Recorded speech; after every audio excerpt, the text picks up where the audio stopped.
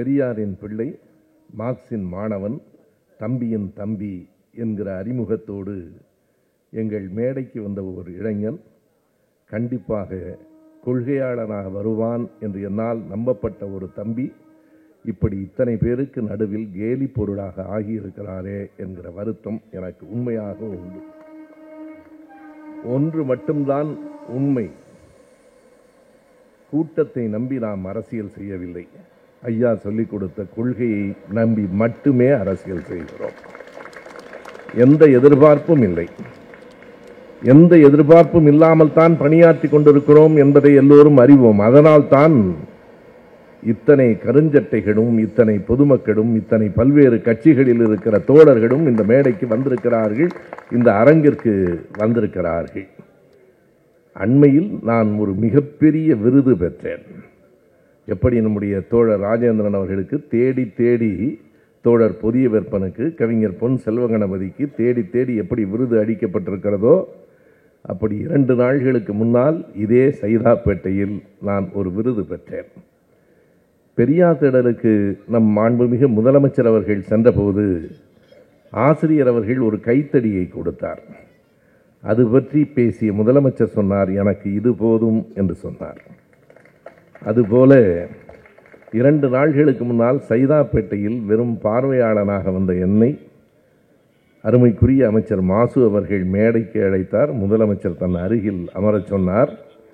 அமர்ந்திருக்கிற போது முதலமைச்சர் சொன்னார், நான் பார்க்கிறேன், தொடர்ந்து தமிழ்நாடு முழுவதும் நம் கொள்கைகளை பரப்புவதற்காக சுற்றி கொண்டிருக்கிறீர்கள், மகிழ்ச்சி என்று சொன்னார். உண்மையாய் சொல்லுகிறேன், இது போதும் எனக்கு. வாழ்வில் இதனை தாண்டி நான் உண்மையாக இருக்கிறேன், தோழர்கள் உண்மையாக இருக்கிறார்கள், அதற்கு இந்த விருதுதான் பெரிதென்று கருதுகிறேன். சீமானை இழிவுபடுத்த வேண்டும் என்பதோ, இப்படி அவனை அம்பலப்படுத்த வேண்டும் என்பதோ ஒரு பகை உணர்ச்சியோ வன்மமோ கொண்டு இந்த கூட்டம் நடத்தப்படவில்லை. எல்லையை மீறி போய்கொண்டிருக்கிற இந்த நேரத்தில் தெருவில் வந்து நாமும் யார் என்பதை காட்ட வேண்டும், அமைதியாகவே காலம் போய்விடாது என்று எச்சரிக்க வேண்டும் என்பதற்காக மட்டுமே இந்த கூட்டம். இந்த கூட்டத்தின் பொருளை, நோக்கத்தை புரிந்து கொண்டுதான் நீங்கள் வந்திருக்கிறீர்கள். மேடையில் பேசுவதற்கு தேதி கேட்டால் கூட கிடைக்காதவர்கள் இன்றைக்கு பார்வையாளர்களாக அமர்ந்திருக்கிறார்கள் என்பதை நான் அறிவேன். நல்லது, நாம் காலத்தையும் கருதித்தான் உரையாற்ற வேண்டும், நிறைய சொல்ல வேண்டும் என்கிற எண்ணம் இருந்தது. எனக்கே வியப்பாக இருந்தது. தீனாவின் பேச்சை, பசும்பொன் பாண்டியன் பேச்சை நான் இன்றைக்குத்தான் கேட்கிறேன். ஒவ்வொன்றும் ஒவ்வொரு குரலில் இருந்தது. ஒரு உண்மை எனக்கு தெரியும், தீனா பேசியது 100க்கு 100 உண்மை. அதில் ஒன்றும் பொய் இல்லை. அவர் பேசிய போது கேலியாக பேசியிருக்கலாம். அந்த சிறை அதிகாரி இப்போதும் இருக்கிறார். தினமும் 2 கடிதங்கள் தான். யார் யாருக்கு என்றவர் சொன்னார். அப்போதிருந்தே பணத்தின் பின்னால் போகிற அந்த பண பைத்தியம்தான் இன்றைக்கு இந்த இடத்திற்கு அந்த ஆளை கொண்டு வந்து நிறுத்தி இருக்கிறது. பணமும் பதவியும் இருந்தால் போதும் என்று நினைத்தால் ஒன்றை நான் சொல்ல வேண்டும், வாழ்வில் எப்போதும் உங்களுக்கு பணமும் பதவியும் உங்களுக்கு பின்னால் பேசாது. இன்றைக்கு ஐயா பெரியாரை பற்றி பேசுகிறோம், அண்ணாவை, கலைஞரை பேசுகிறோம் என்றால் பணக்காரர்கள் என்பதற்காக பேசவில்லை. பதவியில் இருந்தவர்கள் கூட அண்ணாவும் கலைஞரும் இருந்தார்கள். பெரியார் ஒரு பதவியிலும் இல்லை. இந்த நாடு இன்றைக்கும் பேசிக் கொண்டிருக்கிறது, பேசும், இன்னும் ஒரு 100 ஆண்டு பேசும். ஐயா பெரியார் எதிரில் இருக்கிறவர்களை கடுமையாக பேசுவார். ஏன் மக்கள் பொறுத்து கொண்டார்கள்? அது அவருடைய வயது காரணம் இல்லை. வயதான 2 பேரை இந்த மேடையில் வந்து இங்கே இருக்கிறவர்களை கடுமையாக பேச சொல்லுங்கள், கேட்பார்களா? வயது காரணம் இல்லை. அவருக்கு பின்னால் இருந்த தொண்டர்கள் காரணம் இல்லை. அவர் படித்த படிப்பு காரணம் இல்லை. நாம் கூட படித்திருக்கிறோம் எல்லாரும், அவையெல்லாம் காரணம் இல்லை. அவர் இந்த சமூகத்திற்கு செய்த தொண்டு காரணம் என்பதை உணர வேண்டும். நல்லது நண்பர்களே, நேரடியாக நான் செய்திக்கு வருகிறேன். 3 செய்திகளை இந்த மேடையில் நான் முன்வைக்க இருக்கிறேன். ஒன்று, சீமான் தானாக இயங்கவில்லை, இயக்கப்படுகிறார். இது ஒரு முதல் குற்றச்சாட்டல்ல, உண்மை. அவர் பதவிக்கும் பணத்துக்கும் ஆசைப்படுகிறவர் என்று தெரிந்து கொண்டு, யாரையும் நான் குறைத்து மதிப்பிடுவதில்லை, மேடையில் பேசுகிற ஆற்றல் இருக்கிறது. சில நேரங்களில் எதிரே உட்கார்ந்திருக்கிறவனுக்கு காது செவிடாகும், அது வேறு. திடீரென்று எதற்கு கத்துவது என்று தெரியாமல் கத்துகிறார். ஆனாலும் தொடர்ந்து பேசுகிற பேச்சு ஆற்றல் இருக்கிறது. பதவி ஆசையும் பண ஆசையும், பதவி ஆசை என்றால் தன்னல வெறி என்றால் இனி ஒருவன் பிறந்துதான் வர வேண்டும். அவ்வளவு பெரிய தன்னல வெறி. நான் உண்மையாய் சொல்லுகிறேன், போர் நடந்து கொண்டிருந்த காலத்தில் கூட நீங்கள் பிரபாகரனை காட்டி கொடுத்தால் உங்களுக்கு பதவியும் பணமும் கிடைக்கும் என்றால் காட்டி கொடுக்க தயங்காத ஒரு மனிதன் சீமான் தான். நான் இது எல்லாவற்றையும் மேடைக்காக பேசவே இல்லை. எனவே பணமும் பதவியும் ஆசை கொண்டவன் ஒரு மனிதன் என்பதை புரிந்து கொண்டு பின்னால் இருந்து இயக்குகிறவர்கள் யார், அதற்கான சான்றுகள் என்ன? இது ஒன்று. இரண்டாவதாக, மொத்தம் மூன்று செய்திகளைத்தான் நான் சொல்ல வேண்டும். இந்த செய்திகள் சற்று ஆழமானவை. இங்கே கூட நம்முடைய யூடியூப் புரூட்டஸ் அவர்கள் சொல்லுகிற போது ஒன்றை படித்து காட்டினார். சீமானும் இந்த உரை கேட்க வந்து கொண்டிருக்கிறார் என்று. அதற்குள் ஒரு மெலிதான மிரட்டல் இருக்கிறது. அது வேடிக்கையான செய்தி அல்ல. அதற்குள் மெலிதான மிரட்டல் இருக்கிறது. இந்த மேடையில் நான் பதிவு செய்கிறேன், வேண்டுமென்றே பதிவு செய்கிறேன். நேற்றிலிருந்து என் மனைவியின் தொலைபேசியில் தொடர்பில்லாத தொலைபேசிகள் வந்து கொண்டிருக்கின்றன. நான் அறிவேன். ஒன்றை உறுதியாக சொல்லுகிறேன், நாங்கள் கொள்கைக்காக எதையும் இழக்க தயாராக இருப்போம். எதையும் இழக்க தயாராக இருப்போம். அந்த உள்நோக்கம் என்ன என்பது ஒன்று. அவருடைய பேச்சுகளில் இருக்கிற பொய்கள் இரண்டு. மூன்றாவதாக, மிக முக்கியமான இந்த மூன்று பகுதிகளை மட்டுமே நான் முன்வைக்க விரும்புகிறேன். இதனுடைய எதிர் விளைவுகளை பற்றிய செய்திகள். அவர் எதற்காக செய்கிறார் என்றால் இரண்டே காரணங்கள் தான். ஒன்று, அவருக்குள்ளே ஒரு பெரிய பலவீனமும் ஒரு கையாலாகாத தன்மையும் ஏற்பட்டிருக்கிறது. குறிப்பாக விஜய் என்கிற நடிகர், நாம் விஜயை ஆதரிக்கவில்லை, யாரையும் ஆதரிக்கவில்லை. விஜய் என்கிற நடிகர் வந்த பிறகு தன்னிடம் இருக்கிற வாக்குகளின் அளவு குறைகிறது என்பதை அவரால் புரிந்து கொள்ள முடிகிறது. அது மட்டுமல்லாமல் உளவுத்துறையினுடைய அறிக்கை நம் அரசுக்கு மட்டுமல்ல எல்லோருக்கும் போகும், அவருக்கும் தெரியும். 8% என்பதை திரும்ப திரும்ப சொல்லிக் கொண்டிருப்பதற்கு காரணம் அது இப்போதே 5%க்கு கீழே வந்துவிட்டது என்பது உளவுத்துறையின் அறிக்கை. 2026 வருகிற போது 1% கூட அவருக்கு வராது. எனவே தன்னை பற்றி எல்லோரும் பேச வேண்டும், மலினமான விளம்பரத்தால் மறுபடியும் தான் புகழ் பெற வேண்டும் என்று கருதுவது அதனுடைய நோக்கம். நானும் தோழர் ராஜேந்திரனும் பேசிக் கொண்டிருந்தோம். தெளிவாக ஒன்றை சொல்லுகிறேன், நண்பர் சீமான் அவர்களே, நீங்கள் இனி எப்பாடுபட்டாலும் ஒரு நாளும் 1% வாக்கையும் பெற முடியாது. உங்கள் வரலாறு முடிந்து போயிற்று. ஏறத்தாழ கலகலத்து போன கட்டத்திலே தான் இன்றைக்கு அவர் அப்படி தன்னை வளர்த்து கொள்வதற்காக பேசுகிறார். முழுக்க முழுக்க அவரை பின்னால் இருந்து இயக்குகிறார்கள். எங்கே நடந்தது? நான் மூன்றாவதாக நேற்றைக்கு நடந்த புத்தக கண்காட்சி பற்றி பேச வேண்டும். முதலாவது, இந்த கூட்டம் எங்கிருந்து தொடங்குகிறது என்றால், கடந்த 20ஆம் தேதி சென்னை வண்ணாரப்பேட்டையில் பெரும்பாட்டன் பாரதிக்கு விழா எடுக்கிறோம் என்று நாம் தமிழர் கட்சி எடுத்த விழாவில் அங்குதான் பெரியாரை பற்றி அத்தனை இழிவாக பேசினார். இப்போது ஒரு கேள்வி எடுக்கிறது. அவர்களே பேசுகிறார்கள், தொடர்ந்து எழுதி கொண்டிருக்கிறார்கள். நம் கூட்டத்தை பற்றி நம் தோழர்கள் எழுதுவதை விட இந்த கூட்டத்தை பற்றி தொடர்ந்து வாட்ஸ்அப்பில் எழுதி கொண்டிருக்கிறார்கள். அதில் நாம் என்ன கேள்வியை கேட்கிறார்கள் என்றால், 20ஆம் தேதி பேசியதற்கு எதற்காக நீங்கள் 15 நாள் கடந்து கூட்டம் போடுகிறீர்கள்? காரணத்தோடு தான். ஏனென்றால் 20ஆம் தேதி நீங்கள் ஏன் கூட்டம் போட்டீர்கள் என்பதை நான் சொல்ல வேண்டும். எப்போதும் நாம் தமிழர் ஒரு செய்தியை சொல்லுவார்கள், நீங்கள் நினைத்து பார்க்கலாம். நினைவு நாளைத்தான் நாங்கள் போற்றுவோமே தவிர பிறந்த நாளை கொண்டாட மாட்டோம். உண்மையா இல்லையா? ஏனென்றால் நினைவை போற்றுவோம் என்றுதான் சுவரொட்டி அடிப்பார்கள். கடந்த டிசம்பர் 11 பாரதியின் நினைவு நாள் இல்லை, பிறந்த நாள். நினைவு நாளை மட்டுமே போற்றுவோம் என்று சொல்லுகிற அவர்கள் பிறந்த நாளை கொண்டாடினார்கள். அதுவும் பாரதி பிறந்தது டிசம்பர் 11, அவர்கள் விழா நடத்தியது 20. ஏன் அந்த இடைவெளி என்றால், அது பாரதிக்காக எடுக்கப்பட்ட விழா இல்லை. டிசம்பர் 17ஆம் தேதி தான் அமித்ஷா அம்பேத்கரை பற்றி தவறாக பேசினார். அமித்ஷா அம்பேத்கரை பற்றி தவறாக பேசிய பிறகு அதற்கான எதிர்வினைகள் எழுந்தன. குறிப்பாக தமிழ்நாடு முதலமைச்சர் அதனை கண்டித்தார். இப்போது அவர்களுக்கு ஒரு நோக்கம் இருக்கிறது. பேச்சு முழுவதும் அம்பேத்கரை பற்றி போய்விடாமல் பெரியாரை பற்றி கேவலமாக பேசினால் அதற்கு விடை சொல்வார்கள் என்று அவர்கள் நம்பினார்கள். இதை சீமான் தன் பேச்சிலேயே சொல்லுகிறார். சண்டாளன் பேச்சுக்கு ஏற்படாத பரபரப்பு இப்போது அவர்களுக்கு வந்திருக்கும், நாளையிலிருந்து பேசுவார்கள் என்கிறார். அவர்களை ஏமாற்ற வேண்டும் என்பதற்காகவே அடுத்த நாள் நான் பேசவில்லை. 15 நாள் இடைவெளி விட்டு இந்த கூட்டத்தை கூட்டியிருக்கிறோம். அதுதான் அடிப்படை. உன் கூட்டத்திற்கும் ஒரு நோக்கம் உண்டு, எங்கள் கூட்டத்திற்கும் ஒரு நோக்கம் உண்டு. அம்பேத்கரை பற்றியே இழிவுபடுத்திய அமித்ஷாவை பேசி முடித்து பிறகு சீமானை பேசிக்கொள்ளலாம். உலக தலைவர்களை பற்றியெல்லாம் பேசியிருக்கிற நீங்கள் இந்த உதவாத மனிதனை பற்றி பேச வேண்டுமா என்று நண்பர்கள் கேட்கிறார்கள். நாம் பெரியவர்கள் இல்லை. எதை செய்ய வேண்டுமோ அதை செய்ய வேண்டும், அவ்வளவுதான். யார் பெரியவன் என்கிற கணக்கு எப்போதும் நம்மிடத்திலே இல்லை. பெரும்பாட்டன் பாரதியை எப்போது இவர்களுக்கு நினைவுக்கு வந்தது?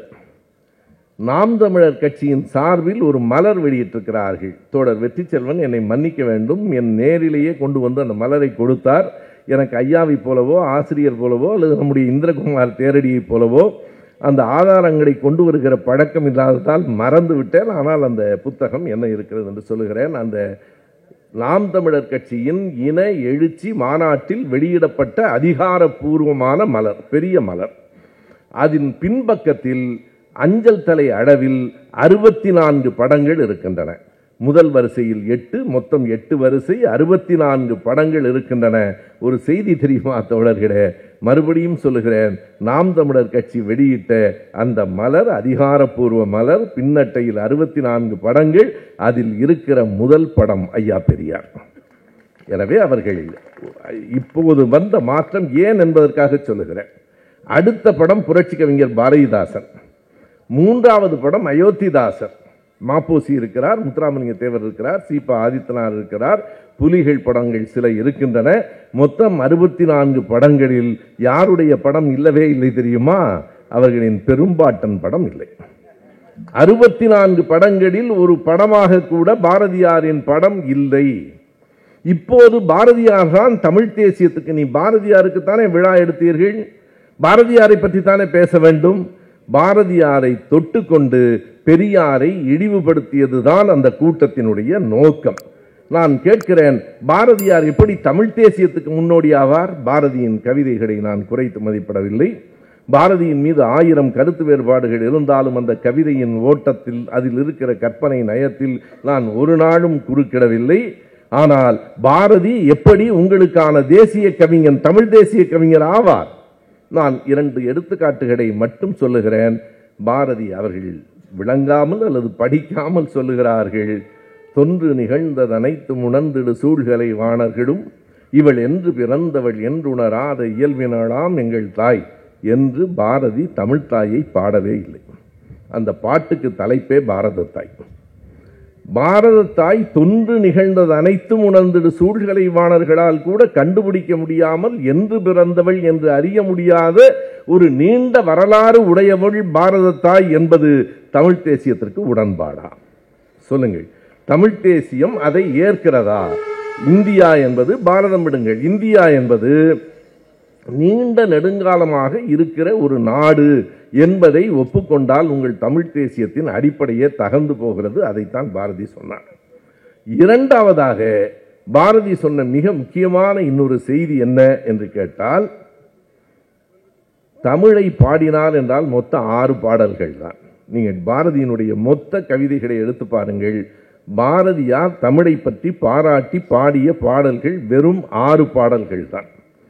ஆனால் விநாயகர் 4 மணி மாலையிலே தொடங்கி அல்லாஹ் வரைக்கும் 23 பாடல்கள் பக்தி பாடல்கள். அவற்றுள் 21 இந்து மதம் சார்ந்தது. 2 பாடல் தான், ஒன்று இயேசு ஒன்று அல்லாஹ், மற்ற 21 பாடல்கள் இந்து மதம் சார்ந்தது. அதை தாண்டி பாரதி பாடியிருக்கிற அத்தனை பாடல்களையும் தாண்டி நீங்கள் உரைநடைக்குள் போனால் அந்த கவிதைகளிலேயே ஒன்றை நான் சொல்ல வேண்டும். அந்த பக்தி பாடல்களை ஏன் நான் குறிப்பிட்டேன் என்றால், நவராத்திரி என்று 2 பாடல்கள் இருக்கின்றன.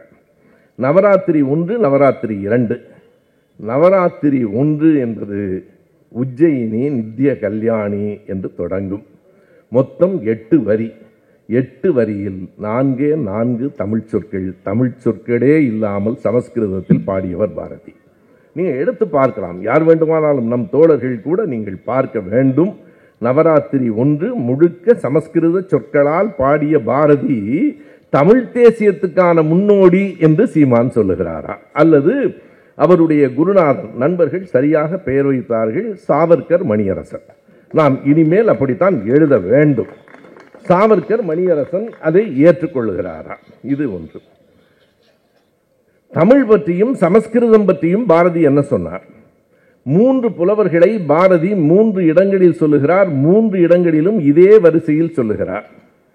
வள்ளுவனை, கம்பனை, இளங்கோவை என்றுதான் நமக்கு சொல்ல வரும். ஆனால் பாரதி எல்லா இடத்திலும் கம்பனை தான் முன்னிறுத்துவான். கம்பனை போல், வள்ளுவன் போல், இளங்கோவை போல். காலத்தால் கம்பன் மிகவும் பிற்பட்டவர், 3வது இடத்துக்கு தான் வரணும். ஆனால் கம்பனை முதல் இடத்தில் நிறுத்துகிற பாரதியார் இன்னொரு இடத்தில் என்ன சொல்லுகிறார் என்றால், கம்பன் என்றொரு மானுடன் பிறந்ததும், காளிதாசன் கவிதை புனைந்ததும், சேரனின் தம்பி சிலம்பை இசைத்ததும், தெய்வ புலவர் தெய்வ வள்ளுவர் திருக்குறள் தந்ததும். அந்த ஒரு இடத்துல தெய்வ வள்ளுவர் என்று குறிப்பதும், இந்த இடத்தில் காளிதாசன் ஏன் வந்தார் என்பது இன்னொரு செய்தி. எதற்கென்றால் மிக தெளிவாக பாரதியார் எழுதுகிறார், தமிழ்நாட்டில் தமிழ் சிறக்கட்டும், பாரதம் முழுவதும் சமஸ்கிருத ஆட்சி நிலவட்டும். உரைநடையில் இருக்கு. யார் தமிழ் தேசியத்துக்கு தலைவர்? பாரதம் முழுவதும் சமஸ்கிருதம் ஆட்சி நிலவட்டும் என்று எழுதிய பாரதியார் அடுத்த வரியில் எழுதுகிறார், சமஸ்கிருதத்தை தெய்வ பாஷை என்றால் சிலர் கோபித்துக் கொள்ளுகிறார்கள். இது விளையாட்டுக்கு சொல்வதன்று. மனிதர்கள் பேசும் பாஷைக்கும் பாஷை என்று பெயர், தெய்வங்களின் பாஷைக்கும் பாஷை என்று பெயரா? சமஸ்கிருதம் தேவ பாஷை. எழுதியிருப்பவர் பாரதி. உங்களின் தமிழ் தேசியத்திற்கு அது உடன்பாடா என்பதை சொல்லுங்கள். நான் எல்லாவற்றையும் சான்றுகளோடு கேட்கிறேன். யார் தமிழ் தேசியத்தின் முன்னோடி? ஐயா பெரியார் எதிரி. நீங்கள் இவர்தான் முன்னோடி என்று சொல்லுகிறீர்களே, இந்த பாரதியாரைத்தான் நீங்கள் முன்னிறுத்துகிறீர்களா என்பது ஒரு மிகப்பெரிய கேள்வி. இரண்டாவதாக அவர் சொல்லியிருக்கிற பொய்களை எல்லாம் நாம் பார்த்தோம். கையெழுத்து போட்டு கொடுத்தால் உடனே விசா கொடுத்து விடுகிறார்கள் என்று சொல்லுகிற அளவுக்கு ஒரு பச்சை பொய். ஆனால் நான் இந்த இடத்துல என்ன கேள்வியை முன்வைக்கிறேன் என்றால், தமிழர்கள் அல்ல, ஈழத் தமிழர்களே, இப்போதாவது வாய் திறந்து பேசப் போகிறீர்களா இல்லையா? இதுதான் என்னுடைய கேள்வி. அவர் பெரியாரை இழிவுபடுத்தியதை விட, கலைஞரை இழிவுபடுத்தியதை விட, ஈழத்தமிழர்களையும் பிரபாகரனையும் தான் கூடுதலாக இழிவுபடுத்தி இருக்கிறார் என்கிற செய்திக்கான சான்றுகளை நான் தர வேண்டும் என்று விரும்புகிறேன். ஜெயலலிதாவை ஆதரிக்கிறார். முழுக்க முழுக்க ஜெயலலிதா விடுதலை புலிகளுக்கும் குறிப்பாக பிரபாகரனுக்கும் எதிராக இருக்கிறவர். நமக்கு எல்லோருக்கும் தெரியும், இங்கேயும் சொன்னார்கள். பிரபாகரனை அழைத்து வந்து தூக்கில் போட வேண்டும் என்று சட்டமன்றத்தில் தீர்மானம் கொண்டு வந்தவர் ஜெயலலிதா.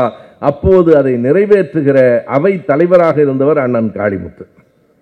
அவருடைய இவர், அதாவது பின்னால் இருந்து பார்ப்பனர்கள் இயக்குகிறார்கள், வாய்மொழியாகவும் தாய்மொழியாகவும் தமிழே பேசுகிறார்கள். சீமான் சொல்றார். ஆனால் அவர் வீட்டில் அவர் மனைவி தமிழ் பேசாது.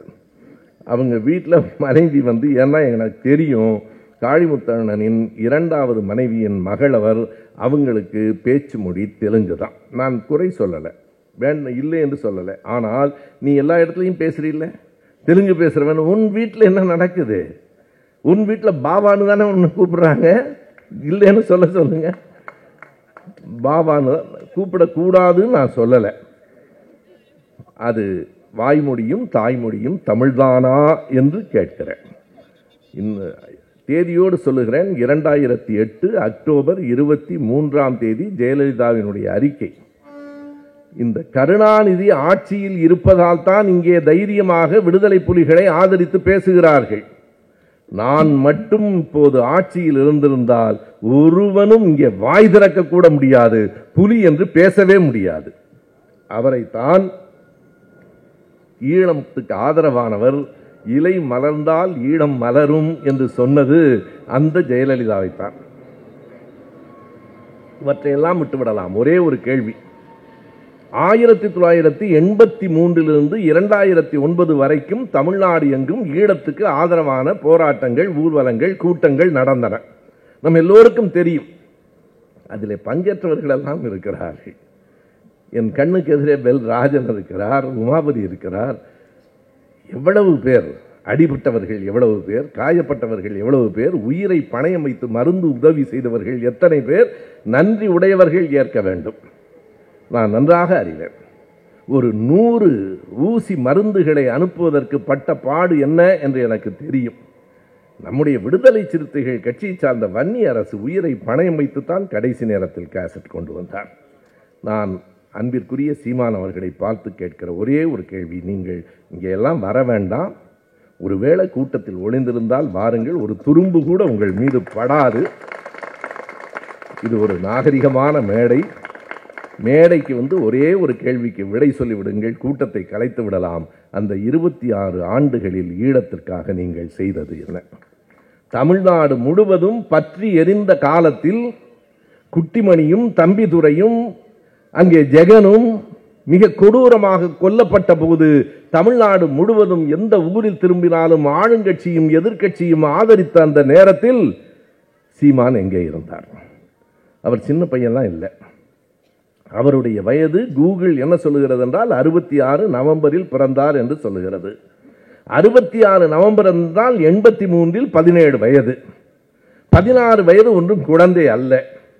சரி, 87 ஜூலை 29ஆம் தேதி இந்திய இலங்கை ஒப்பந்தமான போது அதை எதிர்த்து தமிழ்நாடு முழுவதும் கூட்டம் நடத்திய தலைவர் கலைஞர் அவர்கள். இல்லை என்று சொல்ல முடியுமா?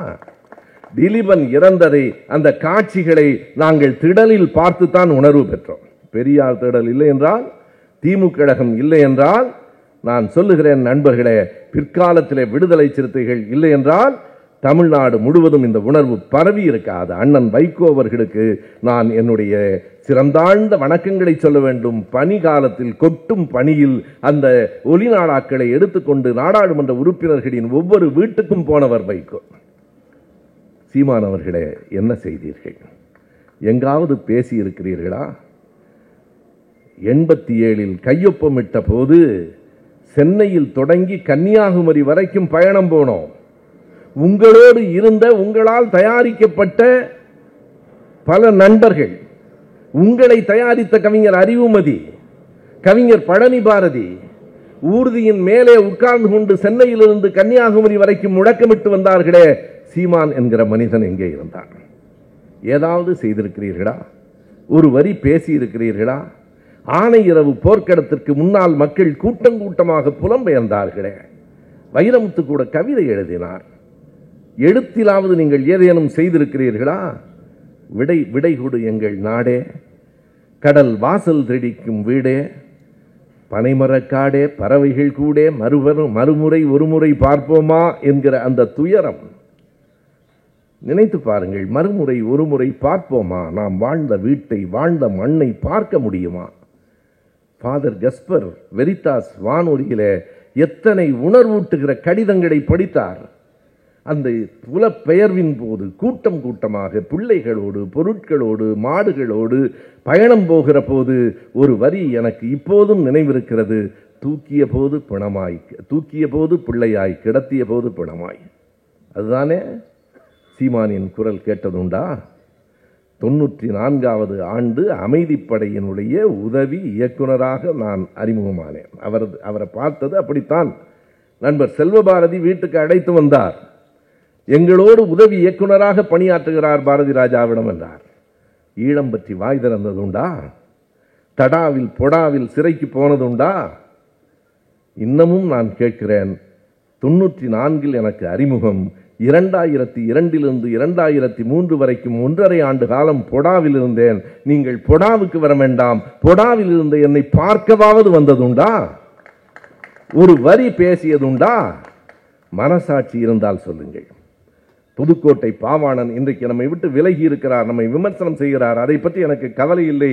ஆனால் எத்தனை மருந்து உதவிகளை செய்திருக்கிறார், எத்தனை எண்ணெய்களை, பெட்ரோலை கொண்டு போய் கடற்கரையிலே கொடுத்திருக்கிறார்.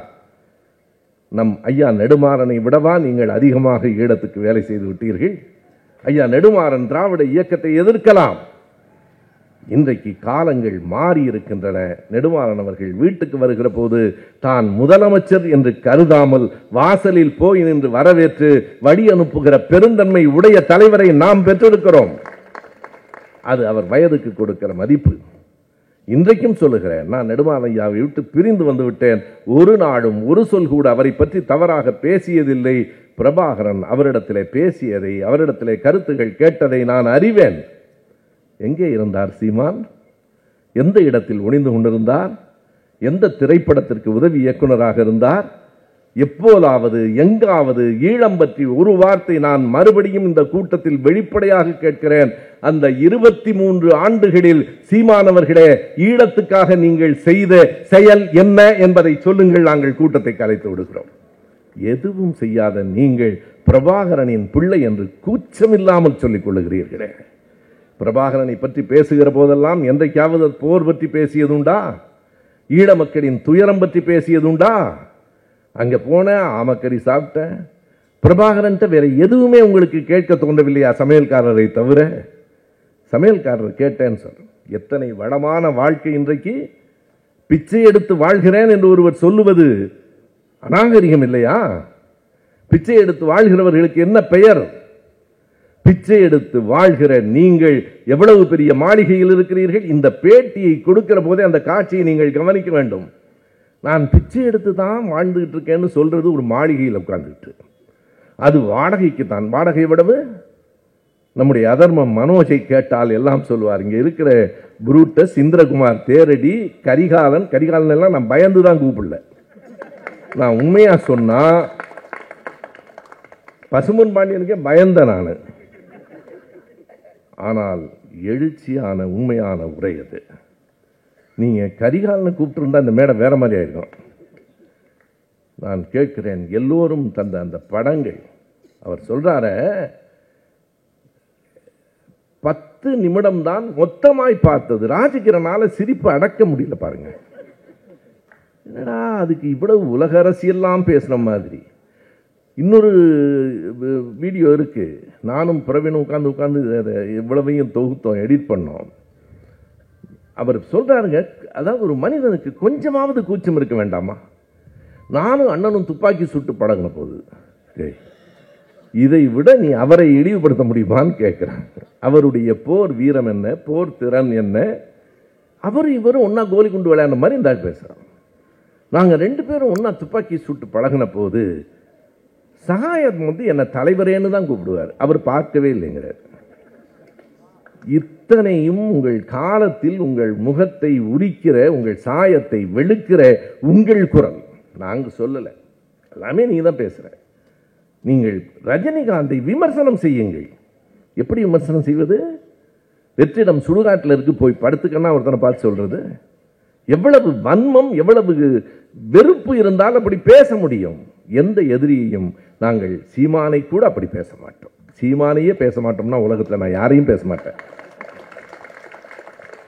எனக்கு வாழ்நாளில் என் அரசியல் அனுபவத்தில் நான் சீமான் மீது தான் இவ்வளவு கோபம் கொண்டேன். அதற்கு காரணம் ஓர் அழிவு சக்தியாக, விஷ செடியாக எங்கள் இளைஞர்கள், எங்கள் பிள்ளைகளின் மூளையை அரித்து கொண்டிருக்கிற சீமான் திருந்த வேண்டும் அல்லது திருத்துவோம். அவ்வளவுதான் அந்த கூட்டம். நீங்களாக திருந்த வேண்டும், விமர்சனம் செய்யுங்கள். நான் மறுபடியும் கேட்கிற கேள்வி இதுதான், 26 ஆண்டுகளில் என்ன செய்தீர்கள்? ஏன்னா அப்பதான் சின்ன பையன். நீ தான் சொல்றீங்களே, அஞ்சாப்பு படிக்கும்போது கொடி, ஐயோ சகிக்க முடியல அந்த கதையெல்லாம். அந்த கதையை எல்லாரும் விவரிச்சாச்சு. அஞ்சாப்பு படிக்கும்போது கொடி எடுத்துக்கிட்டு கம்யூனிஸ்ட் அப்படி போராட்டமே நடத்தலைங்கிறாங்க. கம்யூனிஸ்ட் கொடி எடுத்துக்கிட்டு அந்த கம்யூனிஸ்ட் கட்சிக்கு வேற ஒரு அவமானம் பாருங்க. எடுத்துக்கிட்டு சிவகங்கையில் இருக்கிற ஆட்சியர் கட்டிடத்துக்கு, அலுவலக கட்டிடத்துக்கு முன்னால ஆர்ப்பாட்டம் செஞ்சோங்கிறார். எப்போ? அஞ்சாப்பு படிக்கிற போது. அது நம்ம புரூட்டஸ் தான் 5 வயசுல அஞ்சாப்பு படிக்கும்போது, அண்ணன் எப்படி 5 வயசுல அஞ்சாப்பு படிப்பாரு? அவங்க 2 பேரும் வந்து பேசுவாங்க. ஓ, அண்ணன் பெரிய அறிவாளி இல்ல, 5 வயசுலயே அஞ்சாப்பு போயிட்டாரு, போய் தொலையட்டும். 5வது வகுப்பு படிப்பதென்றால் 10 வயது. அவர் பிறந்தது 66. 10 வயது என்றால் 76. சிவகங்கை ஆட்சியர் அலுவலகத்துக்கு முன்னால் ஆர்ப்பாட்டம். ஆனால் அந்த அலுவலகம் 83 தான் வருது. நான் சிவகங்கை மாவட்டத்துக்காரன் தான். சிவகங்கை மாவட்டம் 83 பிரிக்கப்படுகிறது. ராமநாதபுரத்திலிருந்து 84 தான் கட்டிடம் வருகிறது.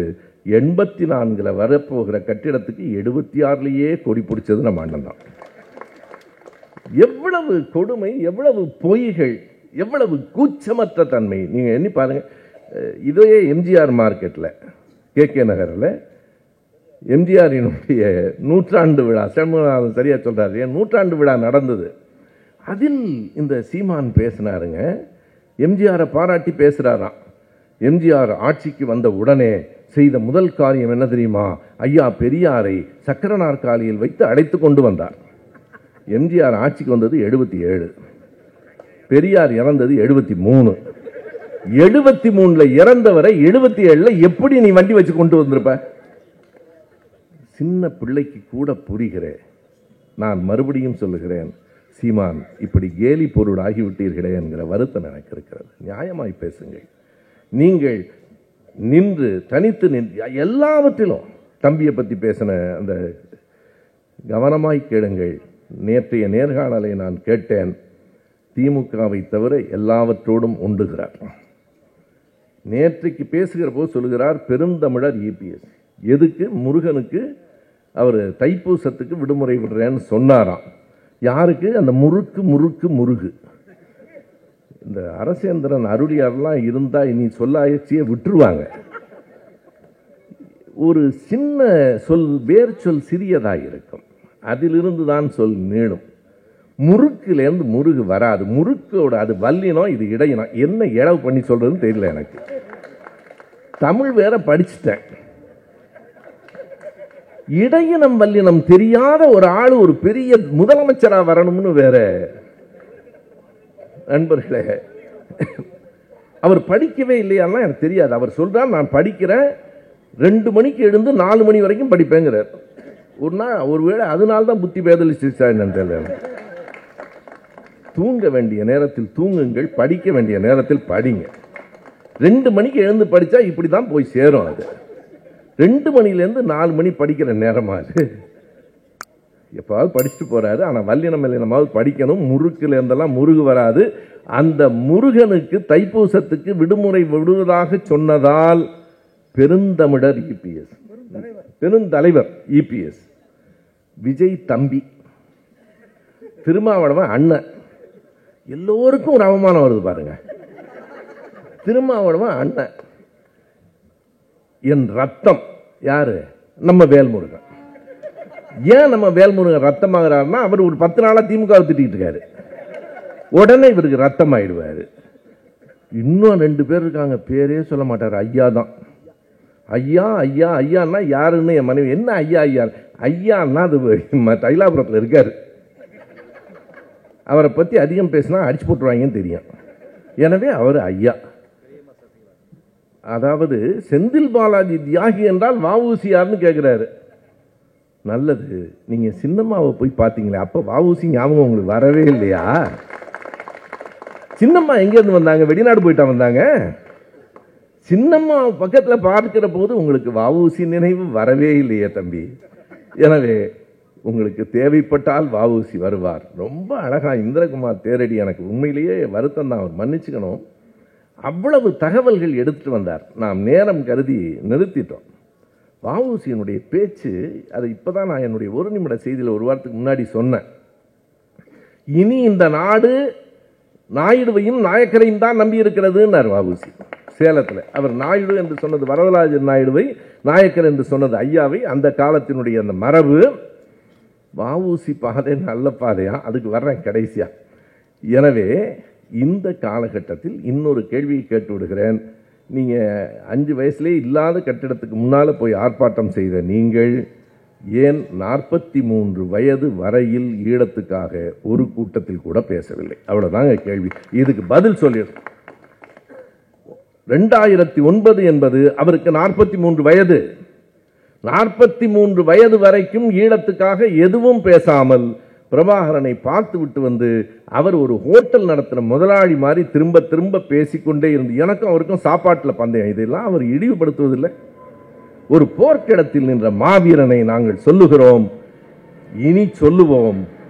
மணியரசன் வெறும் மணியரசன் இல்லை, சாவர்கர் மணியரசன் என்றால் இவர் செந்தமிழன் சீமான் இல்லை, ஈழ மக்களை காட்டிக் கொடுத்த சிங்களவன் சீமான் என்று எழுதுங்கள்.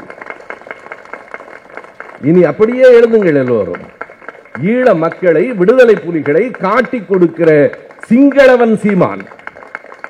மன்னித்துக் கொள்ள வேண்டியவர்கள் சிங்களவர்கள் தான், சீமான அல்ல. அவர்கள்ட்ட வேற நல்ல குணம் இருக்கலாம், எனக்கு தெரியாது. இந்த ஆடை கொண்டு வந்து எங்களோட சேர்க்கிறீங்களேன்னு கோவித்துக் கொண்டால் மன்னித்துக் கொள்ளுங்கள். இனி சிங்களவன் சீமான் தான், சாவர்கர் மணியரசன் தான். நம்முடைய அனைத்து சமூக வலைத்தளங்களிலும் இந்த சொல் பரவட்டும். இன்னொரு கேள்வி இருக்கிறது.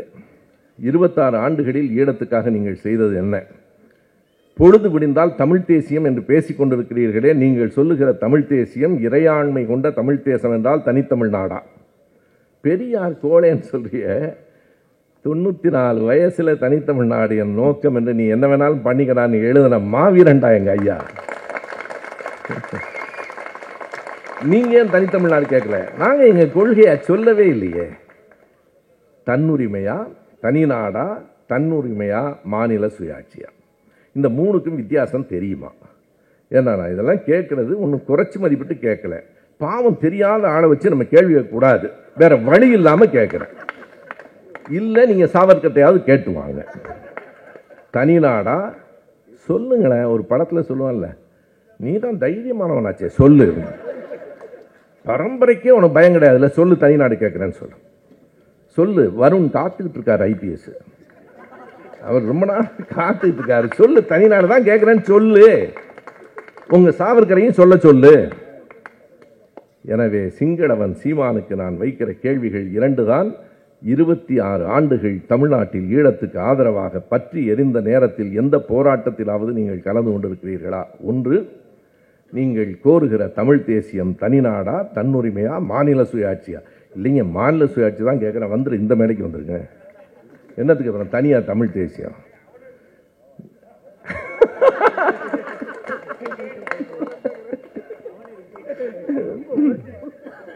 உமாவதி கோவப்பட்டாரு. என்னங்க இவ்வளவு கஷ்டப்பட்டு மேடை போட்டா நீங்க அந்த ஆள்லாம் கூப்பிடுறீங்க. நல்லது. 3வது இறுதி பகுதி நேற்று புத்தக கண்காட்சியில் நடைபெற்றது. 1, அது தனியாரினுடைய ஏற்பாட்டில் தான் நடந்திருக்கிறது, பப்பாசி நடத்தவில்லை. ஆனாலும் தமிழ்த்தாய் வாழ்த்தை பாடாமல் புதுவை வாழ்த்தை பாடிவிட்டு அப்படி ஒரு வாழ்த்து புதுவை சேர்ந்தது என்று எனக்கு தெரியாது என்று சொல்லுவது. நம்முடைய தோழர் உமா சொன்னது போல பதிப்பகம் வைத்திருக்கிற உங்களுக்கு இந்த சின்ன செய்தி கூட தெரியாது என்று சொல்லுவது. 2வது, அந்த மேடையில் நீ கலைஞரை தாக்கிக் கொள்வதை பற்றி எங்களுக்கு கவலையே இல்லை. ஏனென்றால் நீங்கள் தாக்கியா எங்கள் ஐயாவும் அண்ணாவும் கலைஞரும் தாழ்ந்து விட போகிறார்கள் இந்த மண்ணில்? எத்தனை எதிர்ப்புகளை பார்த்தவர்கள் அவர்கள். 2 செய்தியை நான் சொல்றேன். அண்ணா பேசினது, இன்னும் ஒரு 5 நிமிடம் எனக்கு இந்த நினைவு வருகிறது. அண்ணா எழுதுறார். எப்போ எழுதுறார்னா 1967 முதலமைச்சர் ஆயிட்டார். செப்டம்பர் 17 ஐயா பெரியாரோடு 2 பேரும் ஒரே இடத்தில் திருச்சியில் அழைத்து வரப்படுகிறார்கள். இப்ப அண்ணா சொல்றார், இப்போதுதான் இப்படி தோரண வாயில்கள் வளைவுகள் எல்லாம் எங்களை வரவேற்கின்றன. இதே திருச்சியில் கிழிந்து போன பீந்து போன செருப்புகளை வைத்து வளையமாக வைத்திருந்த காலத்திலும் நாங்கள் வந்தவர்கள் தான். எங்களுக்கு 2ம் ஒன்றுதான். திருப்பூர்ல இங்க ஈவே ராமசாமி கழுதை இன்று பேசுகிறதுன்னு எழுதி வச்சிருந்தான். அதை அழித்த போது ஐயா அழிக்க வேண்டாம்னார். அவன் தான் வேலை இல்லாமல் எழுதுறான்னா அதை போய் நமக்கு வேலை இருக்கு. ஐயா கழுதைன்னு எழுதியிருக்கான். என்னை கடவுள் என்று சொன்னால் நான் மகிழப் போவதும் இல்லை, கழுதை என்று சொன்னால் வருத்தப்பட போவதும் இல்லை. என் வேலை எதுவோ அதை நான் செய்வேன். அடுத்ததாக அண்ணா சொல்லுகிறார், ஈரோட்டுக்கு பக்கத்தில் சங்கூர் என்று ஒரு ஊர். அந்த நிகழ்ச்சி எனக்கு படித்த போது புதிதாக இருந்தது. அந்த சங்கூர்ல ஐயாவும் அண்ணாவும் பேசுகிறார்கள். மிக வித்தியாசமான ஒரு எதிர்ப்பு. கோணி மூட்டைகள்ல சாம்பலை எடுத்துக்கிட்டு வந்திருக்கிறான். இங்க நம்ம புரூட்டஸ் நல்லா சொன்னாரு, அந்த சின்ன பையனையெல்லாம் அது நாம் தமிழர் கட்சி தொண்டர்கள்னு கல் வச்சிருக்கானான்னு பார்க்கறது. சங்கூர்ல மூட்டை மூட்டையாய் சாம்பலை வைத்துக்கொண்டு ஐயாவும் அண்ணாவும் பேச பேச சாம்பலை வாரி முகத்தில் இறைத்திருக்கிறார்கள். அண்ணா சொல்லுகிறார், ஐயாவுக்கு இன்னும் கொஞ்சம் கருப்பு இருக்கு, முழுசும் வெள்ளையாயிடும் தாடி வீசுறாங்க. எல்லாவற்றையும் பார்த்து விட்டு தான் வந்திருக்கிறோம். அன்றைக்கு தலைவர்களின் முகங்களில் சாணத்தை எடுத்து வீசினார்கள். இன்றைக்கு வலைத்தளங்களில் ஆபாச சொற்களை வீசுகிறார்கள். இன்றைக்கு இரவு வீட்டுக்கு போன உடனே என்னை பற்றி எத்தனை இழிவான சொற்களால் எழுதுவார்கள் என்று எனக்கு தெரியும். நீ லட்சம் சொற்களால் இழிவாய் எழுதினாலும் நான் என் வாழ்வினால் தூய்மையாய் என்றும் நிற்பேன். உன்னால் என்னை இழிவுபடுத்த முடியாது, ஒரு நாளும் இழிவுபடுத்த முடியாது. எனவே அப்படி பேசியிருக்கிறவர், நான் என்ன சொல்லுகிறேன், நீங்கள் எத்தனை எதிர்ப்பையோ பார்த்து வளர்ந்தோம். கலைஞர் பாதை, நாசகாரன் பாதை, மோசக்காரன் பாதை என்று நீ கட்சி கூட்டம் போட்டு நடத்து, பேசு. பொது வெளியில், புத்தக கண்காட்சியில், அனைவருக்கும் பொதுவான இடத்தில், தமிழ்நாடு அரசினுடைய நிதியை பெற்றுக்கொண்டிருக்கிற இடத்தில் பேசுவதற்கு உனக்கு உரிமை இல்லை. அப்படி உன்னை பேச அனுமதித்தவர்கள் யார்? இதுதான் என்னுடைய பேச்சின் கடைசி. பப்பாசி இன்றைக்கு சொல்லிவிட்டார்கள், சீமான் பேச்சுக்கும் எங்களுக்கும் தொடர்பு இல்லை. அடுத்ததையும் சொல்லிவிட்டார்கள், தமிழ்தாய் வாழ்த்து பாடாததற்கும் நாங்கள் பொறுப்பு இல்லை, எங்களுக்கு இப்படி நடக்கும் என்று தெரியாது. தெரியாது தானே, நடந்து விட்டதில்லையா? நடத்தியதற்கு யார் காரணமாக இருந்தார்கள்? யார் அழைத்தார்கள்? உடனே டிஸ்கவரி பேலஸில் இருந்து நண்பர் வேடியப்பன் அறிக்கை விடுகிறார், சீமான் இப்படி பேசுவார் என்று எங்களுக்கும் தெரியும். எவனுக்குமே தெரியாம எதுக்குடா அழைச்சிட்டு வரீங்க? ஒரு ஆளை கூட்டிட்டு வந்ததுக்கு அப்புறம் இந்த மேடையில் நான் சொல்லுகிறேன், ஆவேசமாக பேசலாம், ஒரு சொல் கூட ஆபாசமாக இருக்கக்கூடாது, ஒரு சொல் கூட வன்முறையை தூண்டக்கூடாது. ஏனென்றால் அது அவர் பேசினார்னு நான் விலக மாட்டோம். இந்த மேடையில் பேசப்படுகிற எல்லாவற்றுக்கும் இந்த பேரவை பொறுப்பு, திராவிட இயக்க தமிழர் பேரவை பொறுப்பு. அதானே நாணயம், அதானே நேர்மை. கேட்கிறேன், டிஸ்கவரி பேலஸ் வேடியப்பன் அவர்கள் பொறுப்பேற்க வேண்டும். ஒரு அறிக்கை கொடுத்திருக்கிறாரு, எங்களுக்கும் அதுக்கும் சம்பந்தம் இல்லை, என்னை ஆலோசனை சொல்லுவதைகளை விட்டுவிட்டு எங்களை முடக்கி விடாதீர்கள் என்று. உங்களை முடக்குவதெல்லாம் எங்களுக்கு நோக்கமே இல்லை, உங்களோடு எங்களுக்கு எந்த பகையும் இல்லை. ஆனால் செய்த தவறு, நடந்த தவறுக்கு நீங்கள் பொறுப்பேற்றுக் கொண்டால் தான் நீங்கள் நாணயமான மனிதர். நீங்களாக விலக வேண்டும், இதுதான் தீர்மானம். இல்லையானால் பப்பாசி டிஸ்கவரி புக்ஸ் பதிப்பகத்தை பப்பாசியிலிருந்து விலக்குவதோடு புத்தக கண்காட்சியை விட்டு அவர்களை வெளியேற்ற வேண்டும். இந்த உரத்த கையொலி, இந்த தீர்மானத்துக்கான ஆதரவு இங்கே கூடியிருக்கிற 1000 கைகள் ஒலிப்பதன் மூலம் இது பப்பாசிக்கு மட்டுமல்ல, இதனுடைய தீர்வு தமிழ்நாடு அரசுக்கும் அனுப்பப்படும். எங்கள் தலைவர் கலைஞரை புத்தக கண்காட்சியில் விமர்சிப்பதற்கு எவனுக்கும் உரிமை இல்லை, பார்த்து கொண்டிருக்க முடியாது. நாங்கள் பசும்பொன் பாண்டியன் சொன்னது போல இது உங்களுக்கான கடைசி எச்சரிக்கை. நன்றி, வணக்கம்.